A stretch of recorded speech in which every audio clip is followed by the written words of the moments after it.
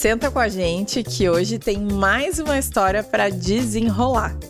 Esse é o Desenrola, porque crescer não precisa ser um nó. Eu sou a Clarissa. E eu sou a Alice.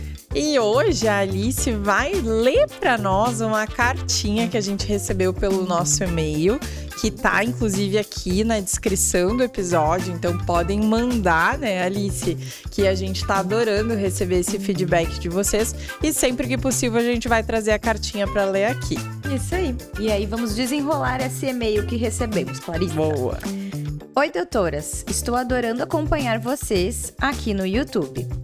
Meu filho de 8 anos foi diagnosticado com obesidade e eu estou muito preocupada. Na nossa família, quase todo mundo está acima do peso, então sempre ouvi que era genética, mas não sei até quando isso é normal. Ele nem come tanto quanto eu imagino que uma criança com obesidade comeria, e eu tenho medo de colocá-lo de dieta ou fazer alguma coisa de errado. Além disso, ele já começou a sofrer algumas brincadeiras na escola por conta disso. Como podemos ajudar da melhor forma? Tenho que me preocupar? E aí, Alice, que e-mail legal, né? Primeiro, acho que a gente tem que agradecer, né? Obrigada por essa mãe que compartilhou a sua dor, a sua dúvida com a gente. E, bom, falar de obesidade, eu acho que certamente a gente vai desenrolar um pouco, mas obesidade é um assunto super complexo e provavelmente acho que vai aparecer mais vezes aqui, né? Acho que a gente até falou já de obesidade em vários episódios, né? Porque tudo ele permeia muitas tem a coisas, ver, né? Exato. Essa mãe, desculpa, tu falou 8 anos a criança? 8 anos o menino, Eu acho que de repente a gente podia começar falando, Alice, sobre que às vezes as pessoas têm um pouquinho de dúvida, né, sobre como se faz o diagnóstico de obesidade, né? Provavelmente o pediatra, quando avaliou, e a gente pode fazer essa avaliação, inclusive deveríamos fazer em conjunto com o nutricionista ou nutrólogo, né? Porque é uma avaliação que não é assim um ponto só, né? Então a gente pode ter uma criança com peso acima da faixa adequada para a idade.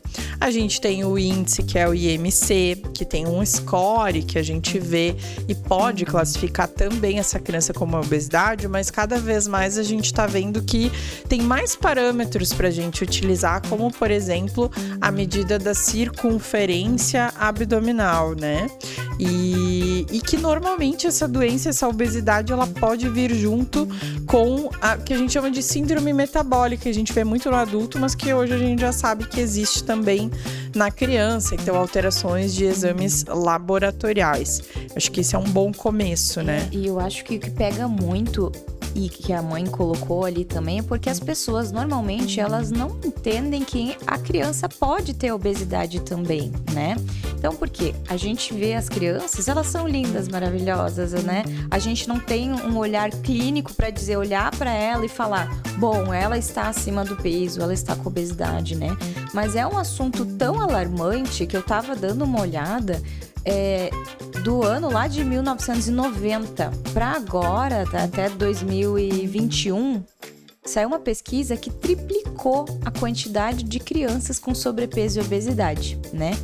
E eu tava vendo também que se mantém esse ritmo até 2050, 1/3 das crianças vão ter sobrepeso ou obesidade. Então, assim, é um ponto muito alarmante, né? O que a gente tá fazendo? A gente tá diagnosticando pouco? Ou o que a gente tá tratando pouco? Ou as pessoas... Prevenindo pouco, talvez, pouco, né? Então, assim, o que a gente tem que fazer para mudar isso, né? E, sim, respondendo já a pergunta dessa mãe, é uma coisa que a gente tem que se preocupar, porque a obesidade, o sobrepeso, além de uma coisa de, o peso está acima do esperado, ela é uma doença e que tem consequências no corpo, no desenvolvimento, na autoestima, em muitos pontos do corpo, né? É muito complexo, por isso que a gente sempre fala que tem que ser tratado multidisciplinar, né? Exatamente, e me chamou a atenção disso, né, Alice, que tu disse sobre a criança ser bonita, e todas as crianças são lindas, né, é algo que eu chamo sempre a atenção. Então, quando eu comentei sobre diagnóstico, é exatamente para as pessoas entenderem que não é assim, chega no meu consultório e eu olho e digo, essa criança tem obesidade. Não existe isso. Para isso, existem os parâmetros, né, que eles são tanto de avaliação, como eu já falei, como avaliação laboratorial. Porque, às vezes, e isso é muito comum, a criança não, entre aspas, parece ser obesa ou estar obesa, né?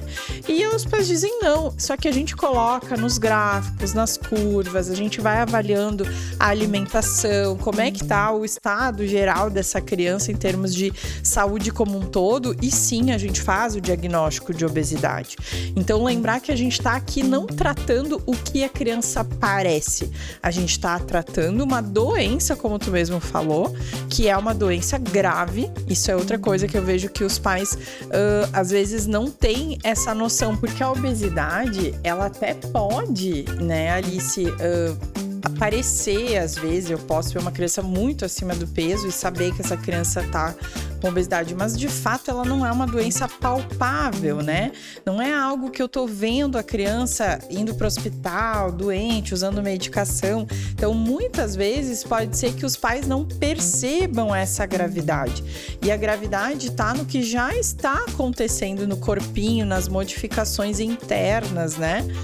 Endócrino-metabólicas do corpo dessa criança, que estão acontecendo e que sim são graves, porque a gente sabe que essa obesidade agora na infância vai predispor logo ali na frente. Não é como antigamente se pensava, só lá quando ficar idoso. Não, nós estamos falando de adultos, adolescentes e adultos que já vão ter pressão alta, diabetes, aumento dos níveis de colesterol, aumento no risco de morte súbita.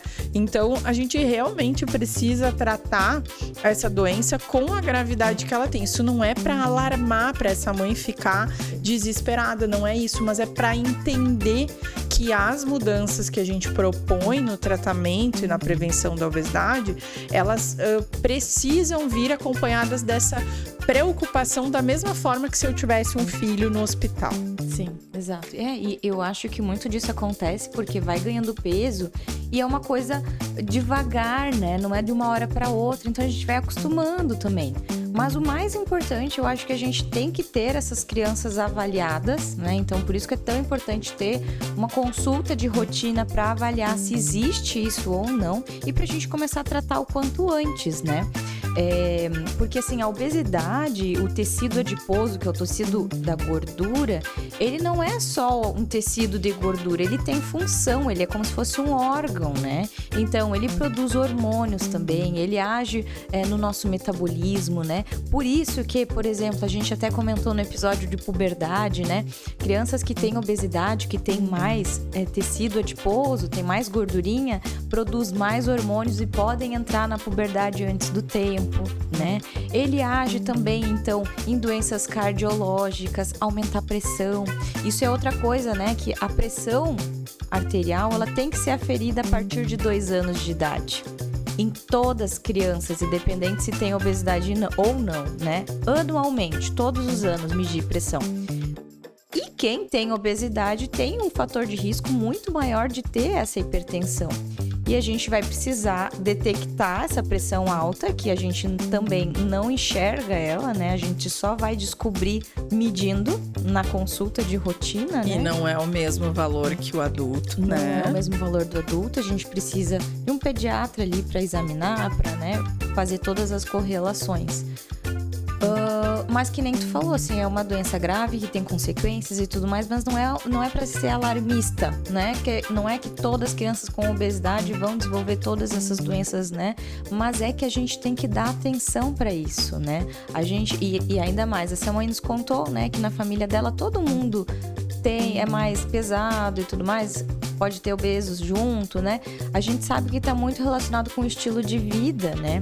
E que, claro, a genética tem um fator muito forte na obesidade, mas não é por conta disso que tu não vai conseguir tratar a obesidade, né? Então, talvez a família inteira tenha que mudar a rotina, mudar hábitos de vida, né? Exato, Alice, até foi bom tu tocar nisso. Hoje a gente tem um tipo de estudo, né, uma área da ciência, uma área da medicina, que é a epigenética. E que é exatamente isso. Então, você até pode ter uma genética favorável a determinada doença, mas doenças, por exemplo, como a obesidade, você pode modificar, inclusive, esse gene, né? A expressão desse gene com as mudanças de estilo de vida. E aí, quando a gente fala em mudança de estilo de vida, isso é uma alimentação mais saudável, atividade física, rotinas mais saudáveis com menos tela, com mais ar livre, né? E normalmente essa mudança na criança, numa criança obesa, ela só vai acontecer com isso que tu falou, com a família modificando junto. E aí me chamou a atenção desse e-mail que a mãe disse assim: ele nem parece comer tanto, né?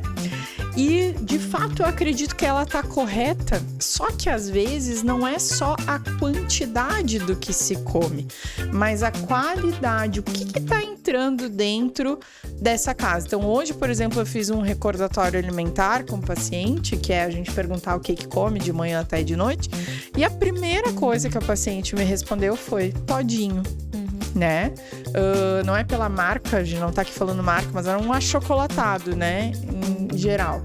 Então, assim, pode ser que a quantidade não seja a maior, mas se a qualidade for ruim e for obesogênica, digamos assim, ou seja, que aumenta a quantidade de caloria e que é uma caloria vazia, que a gente chama que não nutre a criança, a gente vai ter mesmo assim uma criança que come talvez pouco ou a quantidade ideal, mas ela vai estar obesa pela falta de qualidade dessa alimentação. E é tudo uma balança, né? Quanto que come, quanto que gasta. Aí vai lá, vamos ver se a criança, ela faz atividade física, né? E não é ali do adolescente, a educação física, né? Não, eu faço educação física no colégio. Isso não conta, né? Então, é atividade física mesmo, é caminhada, jogar algum esporte, fazer alguma coisa, se movimentar. É uma criança que tá com uma alimentação, comendo todinho, a qualidade não tá boa, associada a um sedentarismo, fica muito tempo jogando videogame, no celular e tudo mais.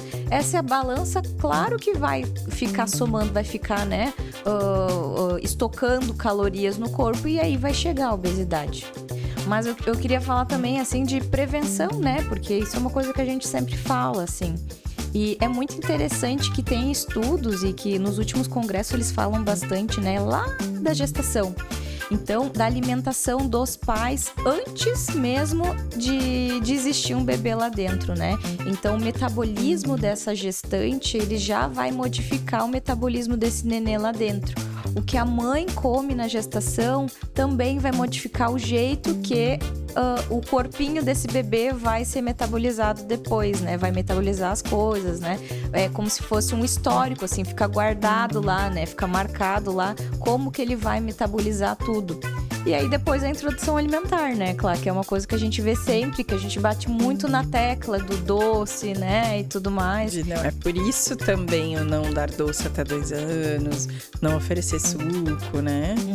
Que a gente já comentou várias vezes em episódios aqui, né? Inclusive tem um episódio de introdução alimentar, né? Exato. Então até para as mães que estão nesse período, né? Já para ajudar a prevenir, por exemplo, a obesidade e tantas outras doenças, já dá uma assistida nesse episódio, né? Acho que é legal. Outra coisa que me chama a atenção do e-mail dessa mãe, que ela disse: eu tenho medo de fazer dieta e de trazer uma relação ruim da criança com o alimento.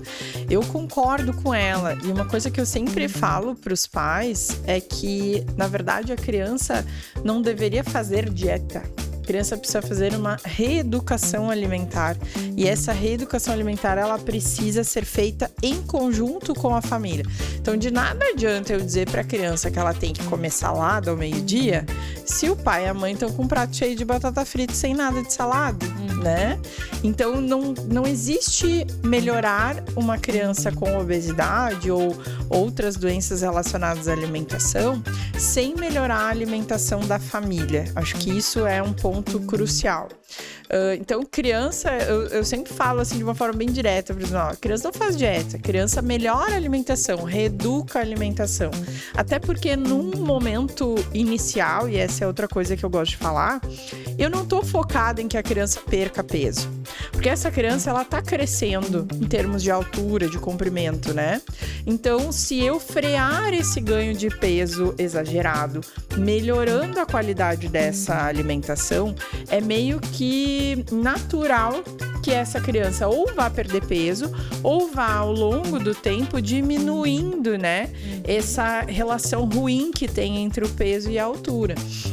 Então, eu não preciso ficar toda hora pesando essa criança numa balança, colocando essa criança para ficar preocupada com o peso, porque, lembrem bem, não é só o número lá na balança que importa, né? Não adianta essa criança fazer uma dieta super restritiva, que vai deixar ela, inclusive, desnutrida às vezes, né? Então, a criança não faz dieta, a criança melhora a alimentação e, ao longo do tempo, a gente vai atingir o nosso objetivo, que é o peso adequado para a idade, para o tamanho. Porque o tratamento, nenhuma dieta vai funcionar e vai ser persistente se a gente não mudar hábitos, né? Exato. E eu lembro sempre de dois pacientes que me marcaram, assim, em relação à obesidade. Uma foi uma mãe que me falou que o que marcou muito ela é que eu disse assim pra ela: olha, imagina tu tentando fazer uma dieta, tentando ajeitar teus hábitos alimentares.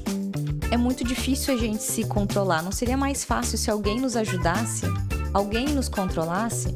Então, essa é a nossa vantagem de tratar a obesidade, mudar esses hábitos quando ainda é criança, quando ainda é adolescente.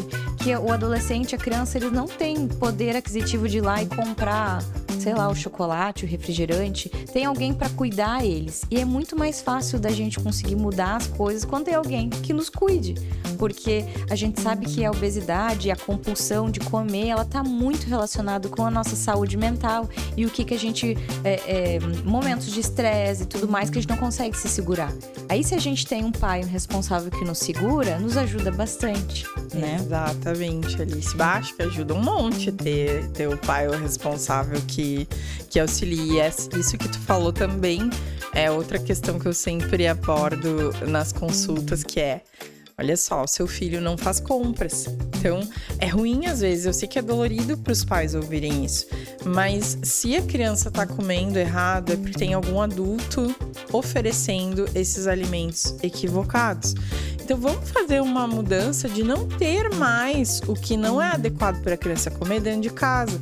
Até porque quando a gente quer uma mudança de hábito, o que são os hábitos que a gente faz dia a dia, no dia a dia? Então, assim, a gente sair, então a gente não tá aqui falando que a criança nunca mais vai tomar um achocolatado, comer um sorvete, uma porcaria. A gente também gosta, mas a questão é, se eu tenho dentro de casa só alimentos saudáveis, e aí, numa eventualidade, existe uma festa, existe um jantar, uma saída, que é de vez em quando, né?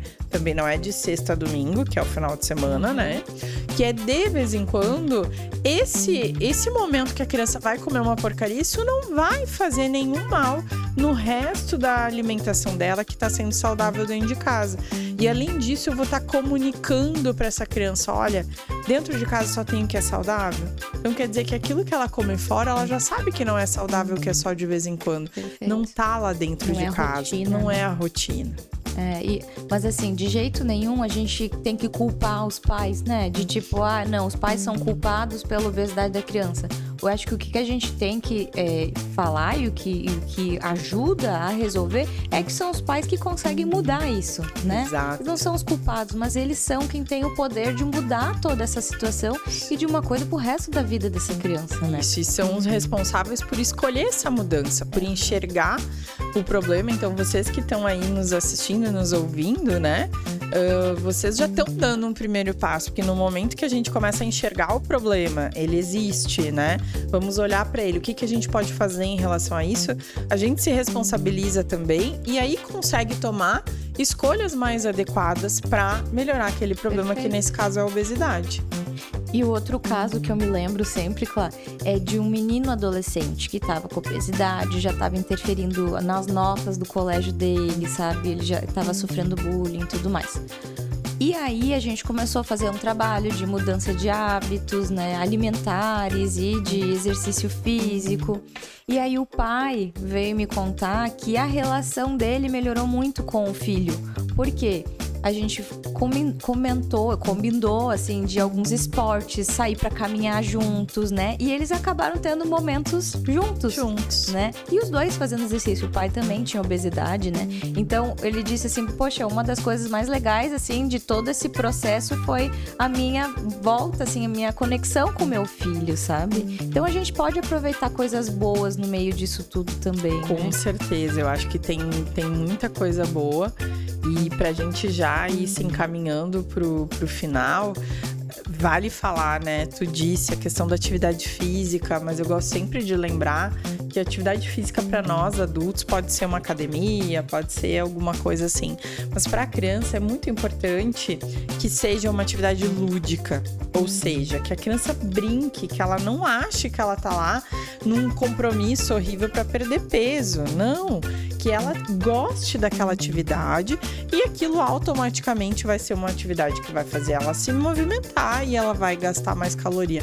Mas a atividade física tem que ser uma atividade que a criança goste. Eu já atendi muitos pacientes, não tô me lembrando que nem tu de algum em específico, mas que muitos pais, principalmente as mães, eram as mães que estavam em consulta me dizendo: então vou levar ele para caminhar comigo todo dia. Se isso for algo que essa criança vai gostar, que ela tá demonstrando interesse, que ela achou bacana e vocês conseguem fazer de uma forma divertida, ótimo.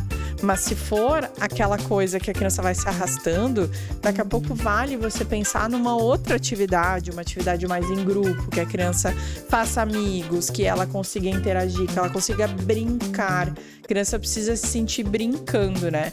E eu falei que nós adultos podemos, mas vamos combinar, não é muito melhor a gente fazer uma atividade física que a gente gosta, que a gente tem prazer. Então a criança é muito mais ainda, tem mais assim, chance né? De continuar na atividade física, né? Exato, de persistir.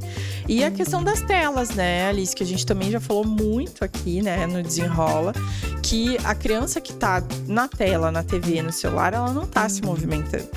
E além disso, tá também vendo, a gente tem que tomar um cuidado sobre o que ela tá vendo, que é influência na vida dela. Hoje em dia tem muitos influencers, né?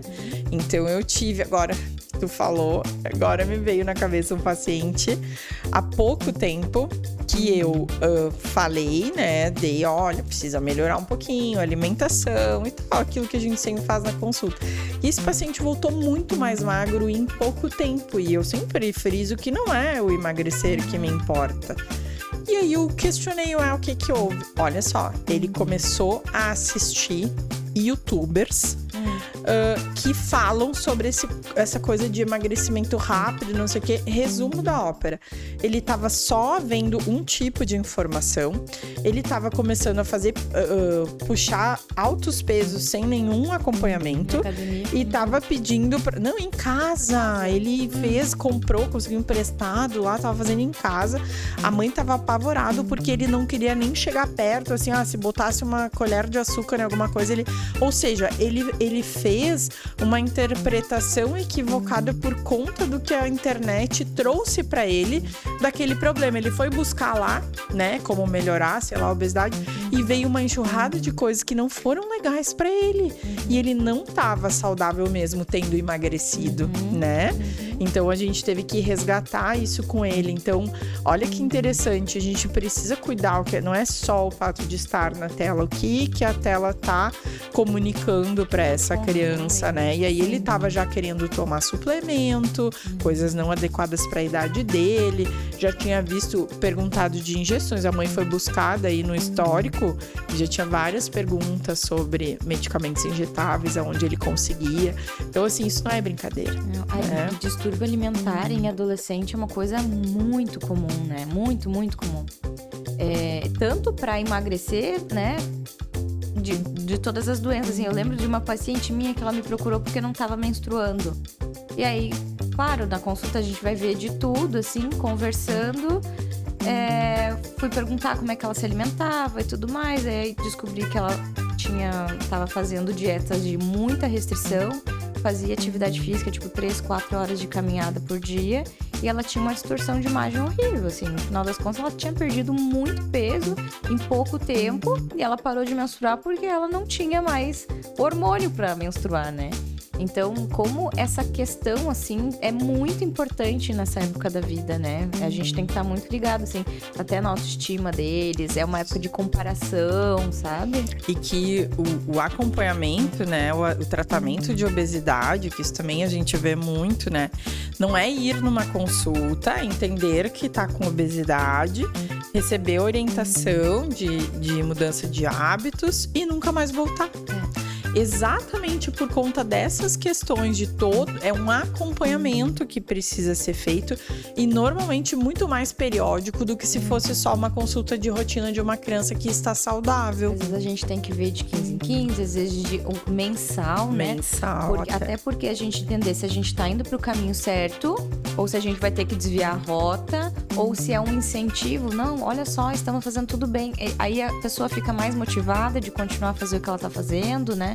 Mas é bem complexo e a gente sempre tem que tentar trabalhar com o Nutri, com o psicólogo, né? Com todas as equipes, assim. Exato. Acho que é isso, né, Alice? Desenrolamos. Mãe que nos mandou e-mail, muito obrigada. Que bom que você está nos acompanhando. Se a gente não desenrolou alguma coisa aqui, nos mande de novo que a gente faz um outro episódio. Que a gente vai falando e a cabeça, né? Aqui é tudo... não é ao vivo, mas é do jeito que vem, né? É ao vivo pra gente, né? Não tem roteiro, tá, gente? Essa é a ideia do desenrola. É a gente realmente desenrolar o problema de vocês na nossa cabeça. Então, se você tem aí algum nó pra desenrolar, mande pra gente que vai ser uma alegria desenrolar pra você. É isso aí, porque se eu desenrola e crescer não precisa ser um nó. Até mais!